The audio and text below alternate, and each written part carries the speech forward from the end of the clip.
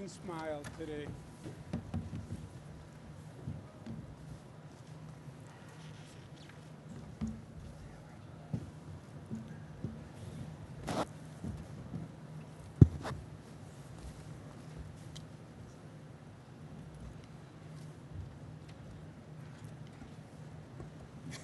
Here it is. Good morning, everyone. Let me introduce who we have with us today. From my far right, we have Jim Malatras, who is the president of Empire College, who I've worked with for many years and has been very helpful here on this mission. Our Commissioner of Health, Dr. Howard Zucker. To my left is General Patrick Murphy, who I'll say more about to say in a moment. And to his left is General Raymond Shields. Thank you for being here today. This is an amazing accomplishment. It's transformative. In just 1 week, the Javits Center looks entirely different. And this is a place that's literally going to save lives. Let me go through some facts, if I can, on a daily update of where we are, and then I want to make some comments to all the women and men who were assembled and did such a great job on this facility. The increase in the number of cases continues. We still see that trajectory going up. Those are the dates from March 3rd to March 25th. Strategy, plan of action all along. Step 1, flatten the curve. Step 2, increase hospital capacity. Flatten the curve, meaning if you do it as well as you can do it, hopefully there is no high point of the curve. There is no apex. It's a flatter, lower curve. Why? So the hospital capacity can keep up with it. That's what this is all about, not overwhelming the hospital capacity, and at the same time, increasing the hospital capacity that we have. So if it does exceed those numbers, which it will in most probability, that we have the additional capacity to deal with it. Flattening the curve, these are all sorts of measures that we put in place, barring non-essential workers, social distancing, closing bars, closing restaurants, all the things I did that made people very happy with me. But the way you make a decision is the benefit and the burden, right? The risk and the reward. We are battling a deadly virus. Is there an intrusion on daily life? Yes. Is there an intrusion on movement? Yes. Is there an intrusion on the economy? Yes. But what's on the other side of the scale is literally saving lives, and that's not rhetorical, that's not drama, that's fact. Public education is very important. It's important to all of us. On the other side of the balance beam is public health. I decided to close the public schools because I believed it was safer to close the schools and reduce the spread. We did that on March 18th. We said we would do it for 2 weeks, and then we would reassess the situation at the end of 2 weeks. 2 weeks ends on April 1. We also said that we would waive what's called the 180-day requirement that every school has to teach for 180 days. We would waive that, but that we would close the schools until April 1, and then we would reassess.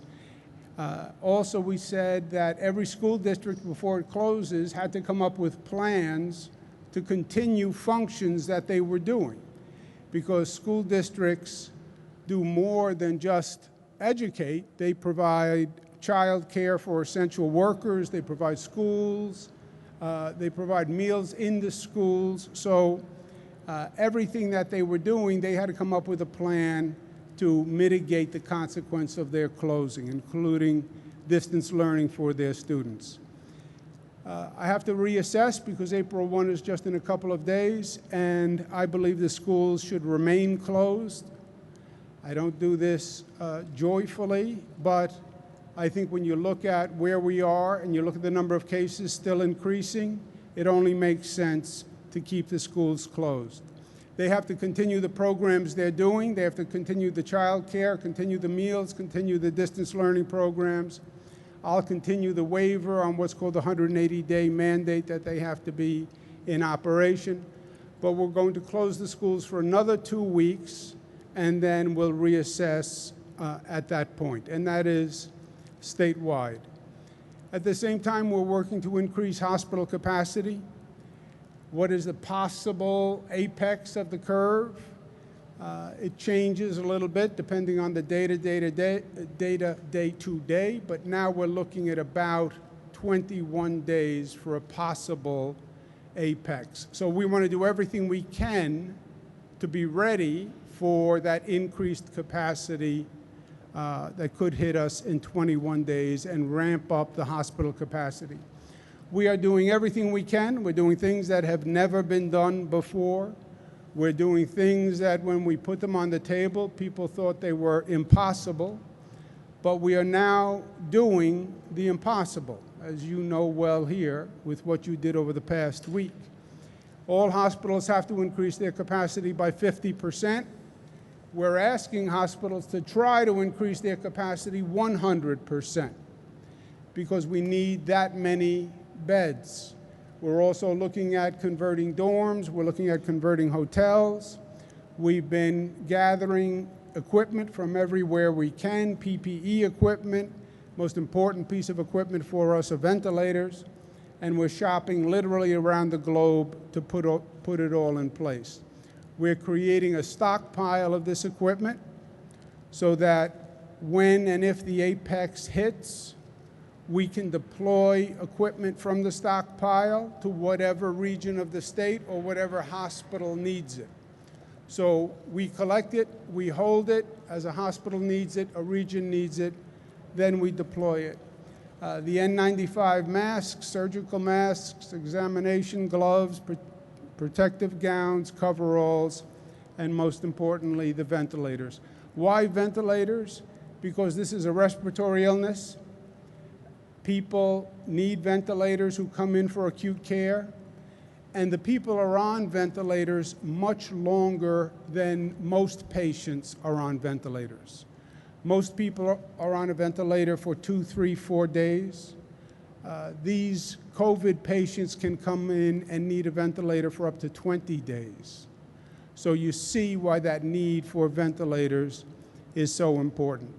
And again, all of this is to make sure we're ready for that apex when the entire system is stressed and under pressure.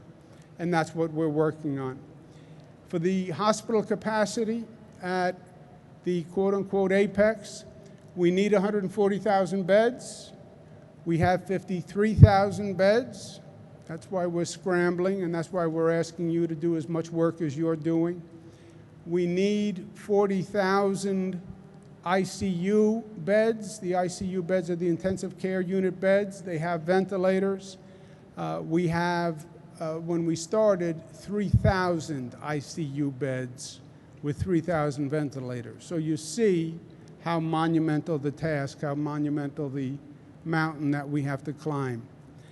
Of the 140,000, how do we get to the 140,000?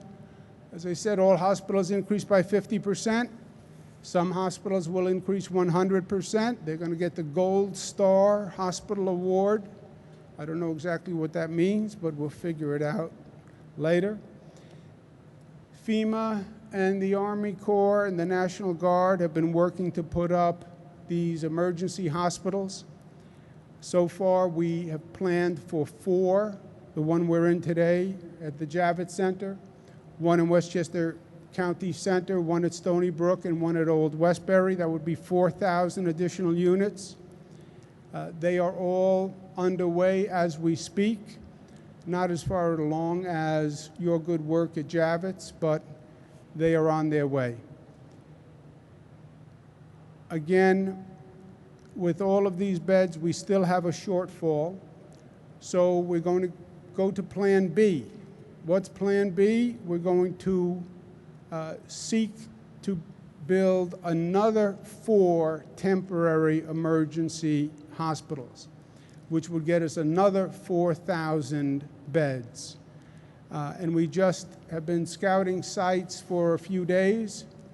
We have settled on a few sites working with the Army Corps of Engineers. And I'm going to ask the President today if he will authorize another 4 temporary hospitals for us. I want to have 1 in every borough.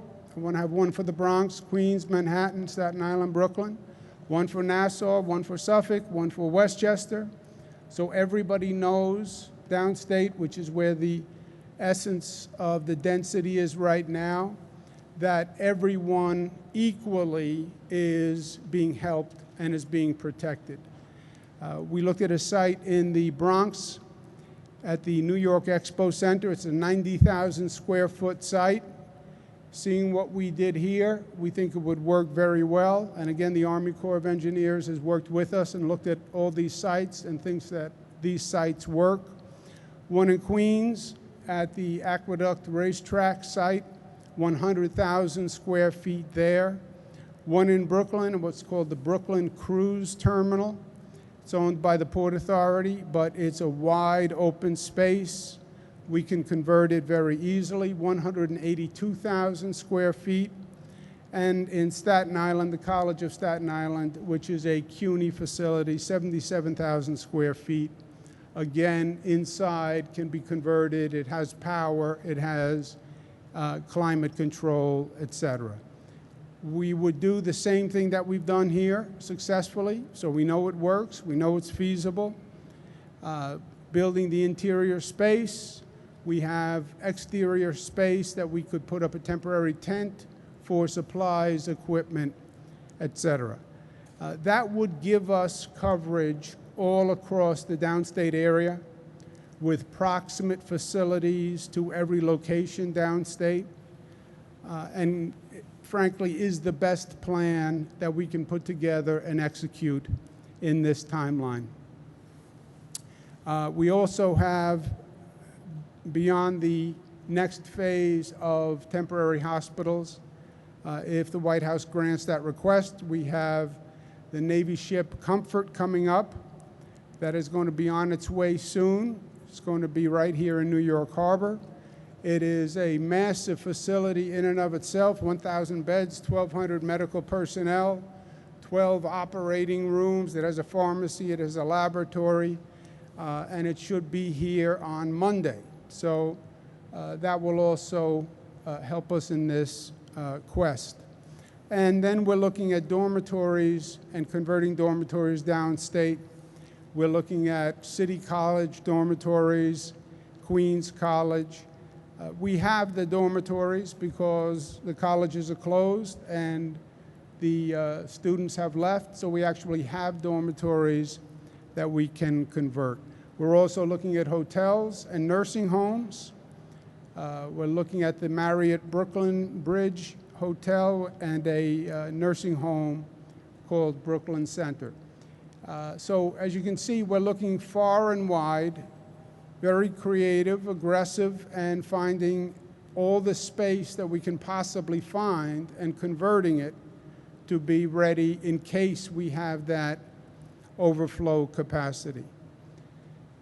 We also have it planned out so that this will be coming online before we think the apex hits, and at the same time, we're trying to flatten the curve to delay and soften that apex, right? Those are the two strategies. Slow the spread, flatten the curve. In the meantime, increase the hospital capacity so whatever that surge is that you have, you actually have the capacity to deal with it. And right now we have a plan where over the next 3 or 4 weeks, which is the same timeline as the apex possibly coming, we're going to have the capacity as high as we can possibly get the capacity. In terms of where we are today, because we're tracking the numbers, we want to see what's happening, and are we getting closer to the apex? Are we succeeding in flattening the curve? We've been testing. We test more in this state than any state in the United States. We test more per capita than China or South Korea. So we ramped up very quickly on the testing. New tests, 16,000. Total tested, 138,000. Number of positive cases, total cases, 44,000. New cases, 7,377. It continues to spread all across the state as it continues to spread all across the country. The number of deaths, we're up to 519 in New York. That's up from 385. That is going to continue to go up, and that is the worst news that I could possibly tell the people of the state of New York. The reason why the number is going up is because some people came into the hospital 20 days, 25 days ago and have been on a ventilator for that long a period of time.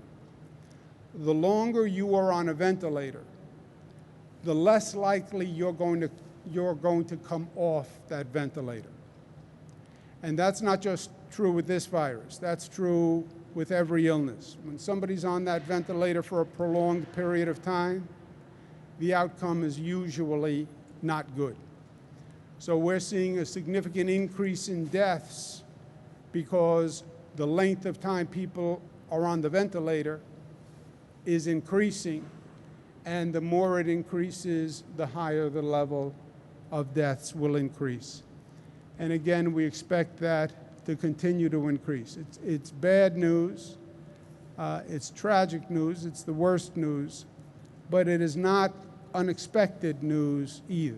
If you talk to any healthcare professional, they'll tell you if you're talking about a loved one, if they're not off that ventilator in a relatively short period of time, it's not a good sign. Overall, 44,000 people have tested positive, 6,000 currently hospitalized, 1,500 in intensive care units. That's up 290. Those are the people who need the ventilators. 2,000 patients have been discharged. That's up 528. So you have people coming into the hospital, getting treatment, and leaving the hospital. Most people who get the virus will never even go into the hospital in the first place, right? So we have to keep this in focus. 80% of the people who get the virus will what they call self-resolve. You'll feel ill, maybe you won't feel that ill, you'll think you have the flu, and you self-resolve. 80% of the people. 20% will go into a hospital. Some of them will get short-term treatment, and then they go home. A very small percent, and they tend to be older people, more vulnerable people, people with an underlying illness. This respiratory illness compounds the problem they have. They had a compromised immune system. They were fighting emphysema. They were battling cancer. And on top of that, they now get pneumonia, which is what this coronavirus is. That's the population that is most vulnerable. They then go on to a ventilator. Some percentage get off quickly, some percentage don't get off. The longer they're on, the higher the mortality rate. New York is still by far the most affected state, both in terms of number of cases and in terms of number of deaths. Why? Because we welcome people here from all over the globe. So travelers came here, people from China came here, people from Korea came here, people who were traveling around the country and stopped in China and stopped in South Korea and stopped in Italy came here. And because we are a very dense environment. You know, social distancing, stay 6 feet away, that's hard in New York City, right? Walk down the sidewalk and tell me that you can stay 6 feet away from someone. We're so dense, we're so together, which is what makes us special, gives us that New York energy, gives us that New York mojo, it also, that density becomes the enemy in a situation like this. This is the total number of people who have been hospitalized, and we've been watching these numbers every day. We are now compiling the numbers, I think, in what's a smarter way. Before, we were getting individual patient data. Every hospital had to tell us about each individual patient, what their address was, where they came from, what the underlying illness was, and they had to put all that information together, which was very labor-intensive. So it was erratic the way the information would come in. Sometimes the hospital was just too busy to put all that information together, so they didn't send it in until the next day or the day after. This is a more uniform set of data. This is all the number of people in that the entire number of people in that hospital who have the COVID virus, without getting into all the specifics of individual names and individual circumstances. So it's easier for them to get us this data. And you see again the steady incline in the number. But, and this is good news, early on, you see that the number was doubling every 2.5 days. Then it was doubling every 3 days. Now it's doubling about every 4 days. It's still doubling, and that's still bad news because it still means you're moving up towards an apex, right? Because that number still goes up. But there is good news in that the rate of the increase is slowing. So they're two separate facts. The rate of the increase is slowing, but the number of cases are still going up, all right? And those 2 points are consistent, and that's what we're seeing.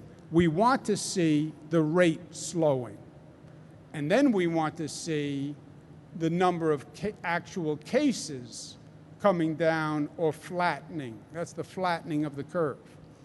But this is where we are today. Again, to keep it all in perspective, people don't know what to make of the coronavirus, what's going to happen, what's going to happen. Johns Hopkins has studied every coronavirus since China. 542,000 cases they've studied. Of all those cases, there have been 24,000 deaths. That's a lot of deaths, yes, but compared to 542,000 cases, it gives you a sense of the lethality of this disease. And if you look at the 24,000, they're going to be overwhelmingly older people, vulnerable people, people with underlying illnesses, etc.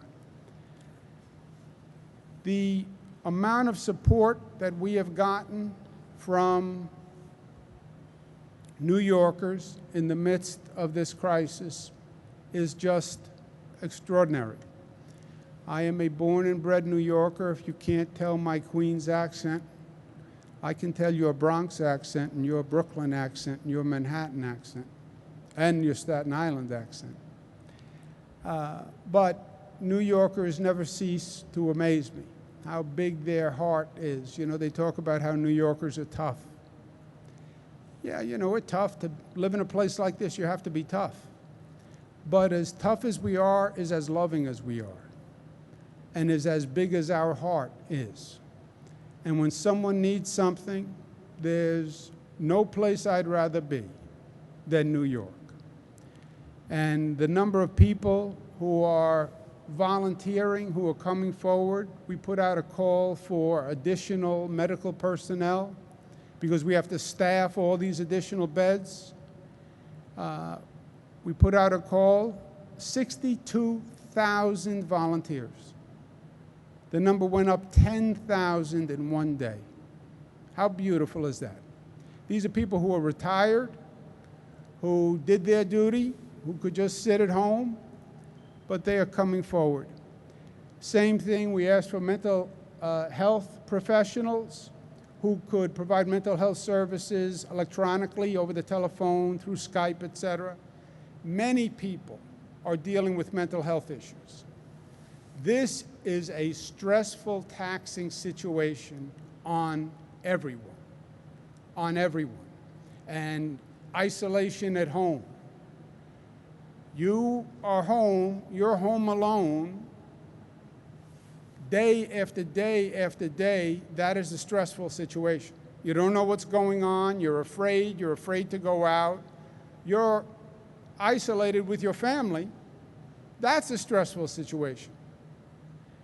Not that we don't love to be with our family, we all do. But that can create stress. And there's no place to go, there's no one to talk to about that. So this mental health service over the telephone is very, very important.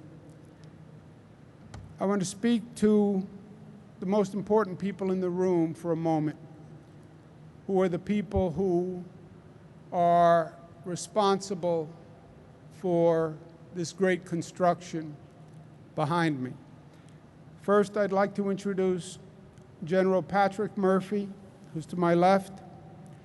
General Murphy is tested, smart, and he is tested tough. I've been with the general for 9 years. I've seen him in hurricanes and Superstorm Sandy and floods and everything Mother Nature could throw at us. I've seen him in attempted terrorist attacks. There is no one better. He leads from the front. He knows what he's doing. And you could not have a better commander at this time than General Patrick Murphy, and I want you to know that. I want to congratulate the Army Corps of Engineers for what they did here. I used to be in the federal government. I worked with the Army Corps of Engineers all across the country. I worked with them on the Pine Ridge Indian Reservation, building housing. And one of the officers of the Army Corps of Engineers is still in service and reminded me of that. They are top shelf, and what they did here is top shelf. I want to thank the Javits staff, which has really stepped up, and I want to thank our National Guard, because you are the best of us. You are the best of us. And whenever we call on you, you are there.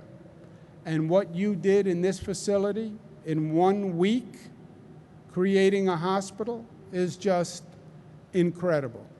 I don't know how you did it.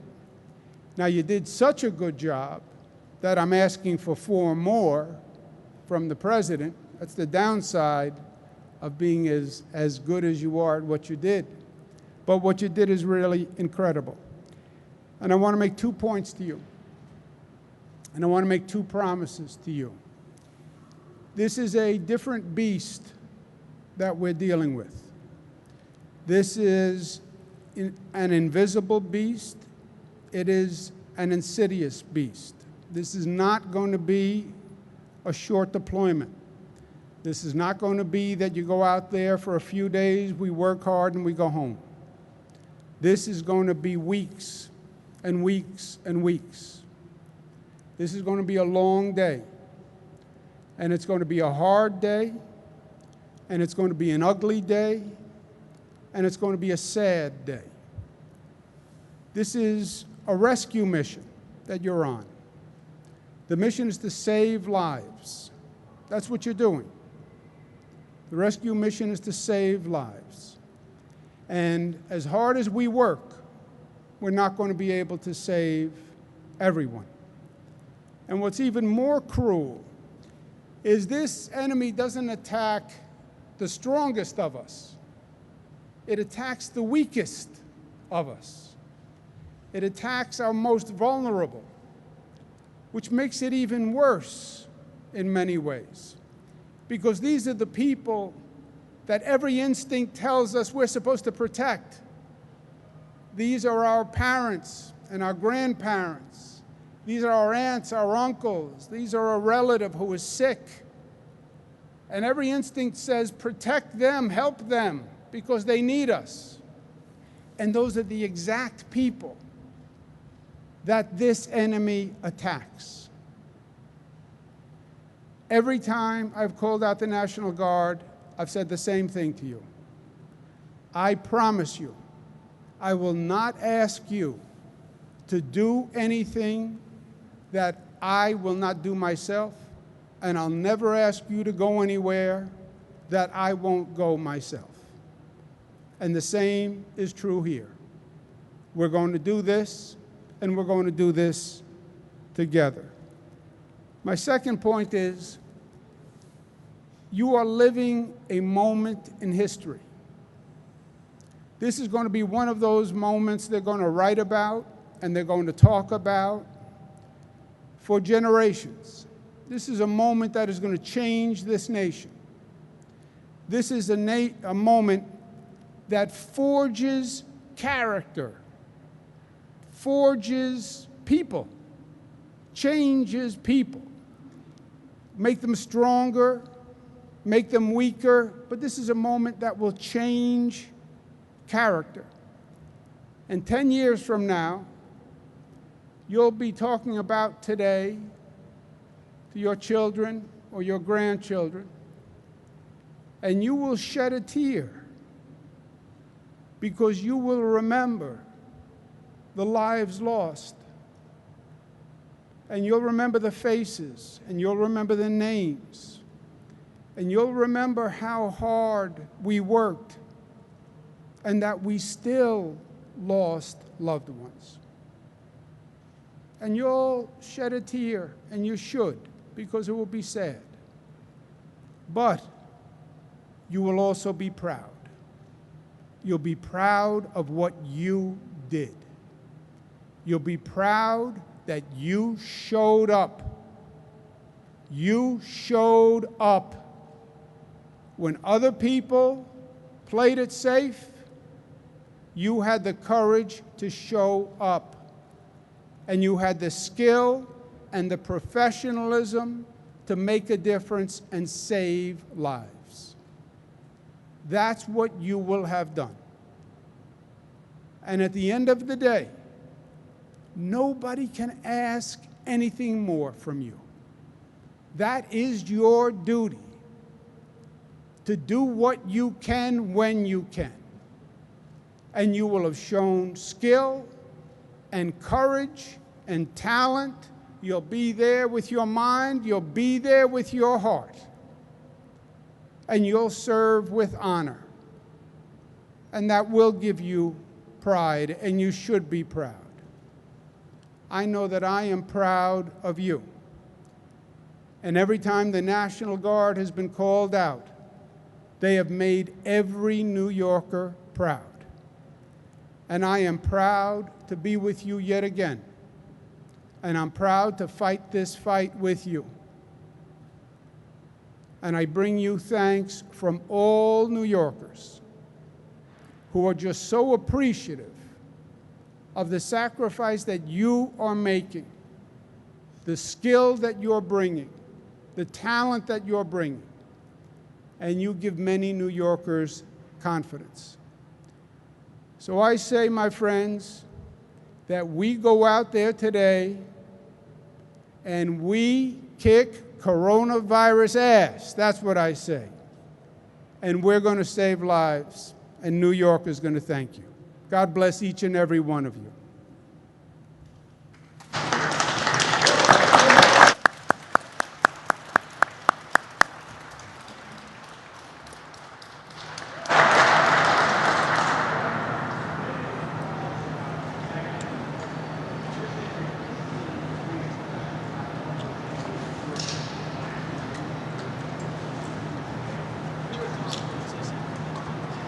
The question was, for those of you who couldn't hear it, let me paraphrase it the way I want to paraphrase it, because I don't want to answer this question directly. When you've been doing what I've been doing long enough, you learn to just answer the question you want to answer. The facts, okay, Zach? Somebody said on one of the cable news shows, the ventilators that New York needed aren't even being deployed. They're in a stockpile. Yes, they're in a stockpile. Because that's where they're supposed to be, because we don't need them yet. We need them for the Apex. The Apex isn't here. So we're gathering them in the stockpile, so when we need them, they will be there. We don't need them today because we're not at capacity today. That's why they're not deployed, because they're not needed. Second point, well, maybe you don't need 30,000. Well, look, I don't have a crystal ball. Everybody's entitled to their own opinion. But I don't operate here on opinion. I operate on facts and on data and on numbers and on projections. We have Cornell Weil, which is making projections. The CDC is making projections. McKinsey and Company are making projections for us. All the projections say you could have an apex needing 140,000 beds and about 40,000 ventilators. Those are numbers, Zach. Not I feel, I think, I believe, I want to believe. Make the decisions based on the data and the science. And we're following the data and the science, and that's what the data and the science says. I hope we don't need 30,000 ventilators. I hope some natural weather change happens overnight and kills the virus globally. That's what I hope. But that's my hope. That's my emotion. That's my thought. The numbers say you may need 30,000.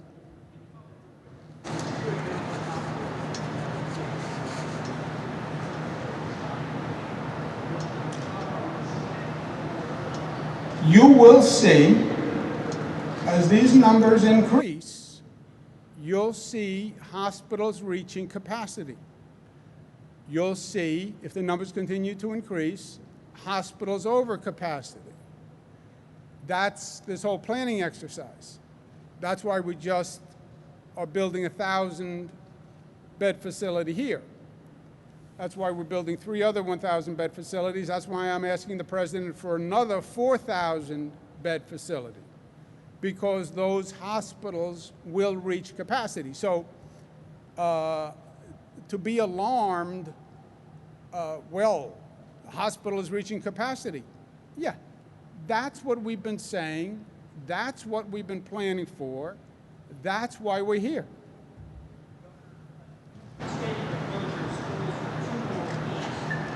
Forecasting apex is after that. Does that not suggest to the workers that they have unrealistic expectations of things that are real concerns? Could you extend it back further? What I said is, initially when I closed the schools, I said, let's do it for 2 weeks and see where we are at the end of 2 weeks. 2 weeks is up. I said, let's extend it another 2 weeks and see where we are. And at the end of 2 weeks, if the same trajectory is going up and there hasn't been a change, then you're right. Then we'll extend it. Why not say today we're going to extend it for 4 weeks or 6 weeks or 8 weeks? Because I don't know what's going to happen. I don't know what's going to happen next week. Nobody knows what's going to happen next week. So 2 weeks, and then we'll reassess. But you're right, Andrew, if the numbers continue this way, then yes, in all likelihood, we'll extend it another 2 weeks.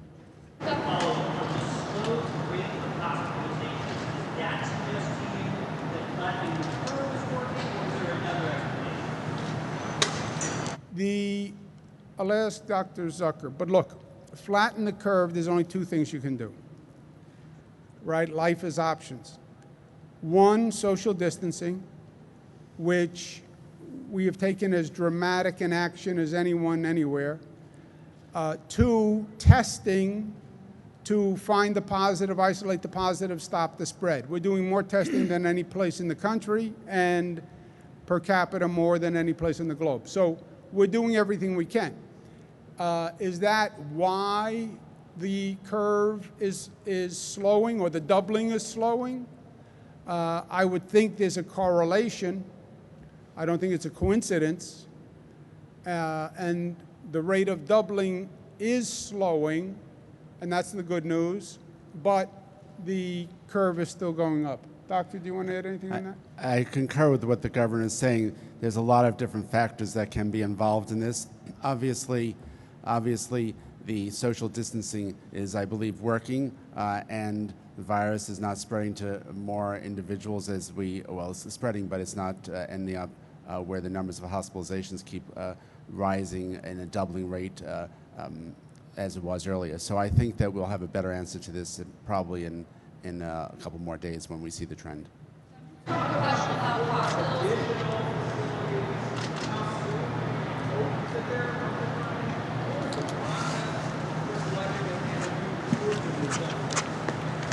Starting with the last, that was a really multifaceted question. Since I only remember the last one. Yes? The criteria, you need a large open indoor space with power, with HVAC, with accompanying space where you can set up medical staff, supplies, a staging area. You need a place that's now empty so you don't have to clear it. And my strategic decision was 1 per county. So every county, every borough has 1 facility in their borough. And we looked at about 10 sites, and we eliminated them. We got them down to a short list. We went with the Army Corps of Engineers because they would actually do the construction of it. And we came up with a final list of these 4. I'm today going to send that list to the president, ask him to approve those 4. That would be an additional 4,000 units. We have 4,000 units on the table. This is 1,000 of those 4,000. So it'll be a total of 8,000 units from the federal government for temporary hospital beds.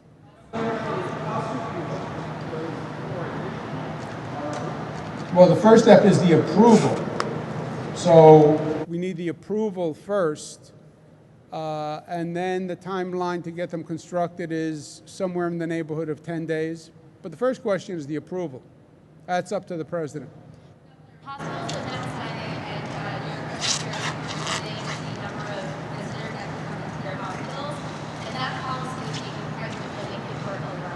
Do you support that policy? So we are looking at that policy. We recognize that this is difficult for many families. The hospitals, we are trying to figure out what would be the approach that we would have with this, but the hospitals have their or have the rights to the right to do something further than we would recommend. One family told me that their OBGYN saw them without the tubes because they had coronavirus, came back and said, "Oh, sorry, I was out." That those 2 patients are going back into the hospital. They feel like they've been exposed. They feel like the hospitals aren't helping the patients who's been exposed to coronavirus. Can you elaborate more on hospitals and your communications you're doing to ensure that people that interact with them know that they are compromised? So we are working closely with all the hospitals. The healthcare workers are on the front line, as the governor has mentioned before, and we are addressing what the necessary both precautions, which we're working with them, but also to provide information to their patients. And they have been very responsive, and obviously they're concerned about their patients.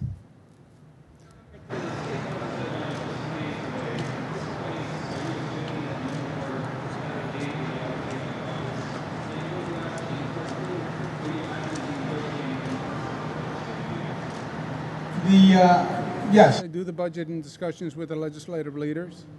The federal government said, promised, implied, stated that they would provide aid to state governments. They passed a bill that didn't do that. You know, this is math at one point. We have no state revenues to speak of. We're going to have to dramatically cut our state expenses. You can't spend that which you don't have. You can't do that in a family. You can't do that in a business. You can't do that in government. The federal government only gave us $5 billion. That's only for coronavirus expenses. That's all it can be used for. We've lost about $10 to $15 billion in revenue. People don't work, they don't pay income tax, businesses closed, they don't pay tax. So we have about a $10 to $15 billion hole. federal government gave us zero, nada, niente, zilch. We're going to have to cut. That's all New York terms, right? We're going to have to cut education aid because that's the #1 expense. And health care, we can use the $5 billion from the feds for the coronavirus care. But the main expense for the state budget is education. They know that. So when they didn't give the state funding, all they did was cut the education budget to the state of New York, which is a tragedy.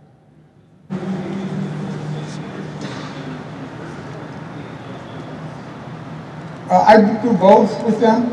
There's not a lot to negotiate. You know, when the number is zero, it makes it an easy budget to negotiate, because zero is actually an easy number.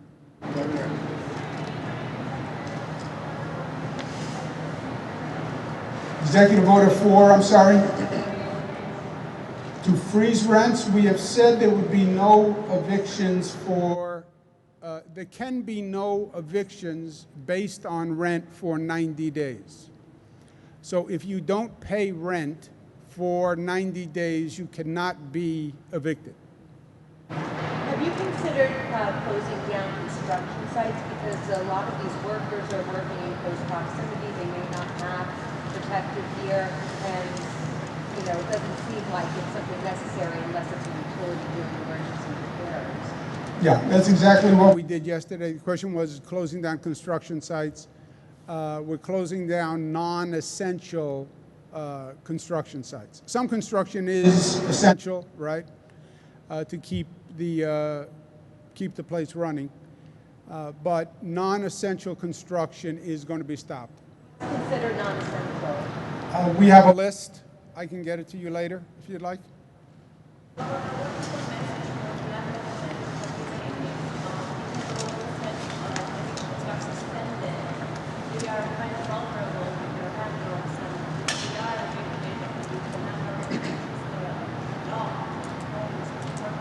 Yeah, it is what I signed what's called an executive order. The governor has authority to do in a situation like this. People are out of work. You're out of work. You can qualify for unemployment insurance. That's not what you were making. You still have to buy food. You still have to pay expenses. Rent, which tends to be 40–50% of a person's income, believe it or not, becomes a very big expense to carry.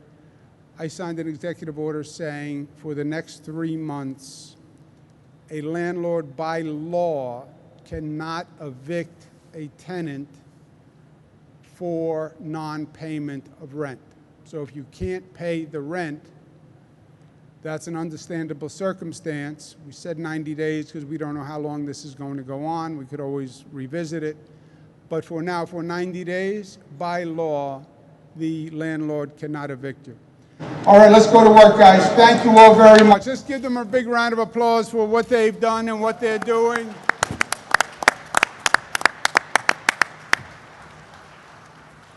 Thank you.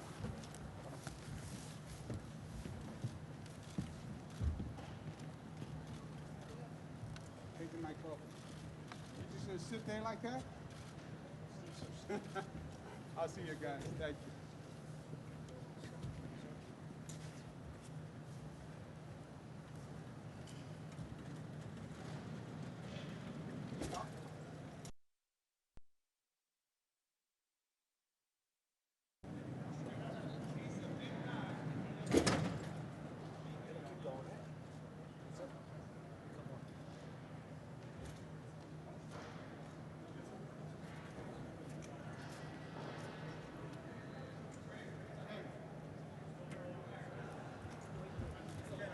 Okay.